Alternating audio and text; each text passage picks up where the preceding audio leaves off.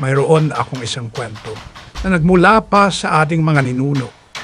Isang alamat na nakaukit sa mismo puso ng ating kasaysayan.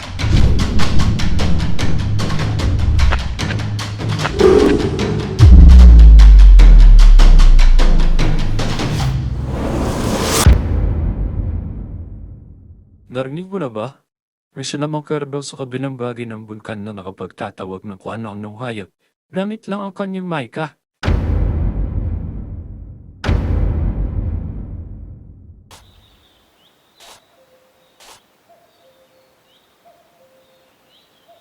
Sumilip lang tayo, saka tayo lumusob.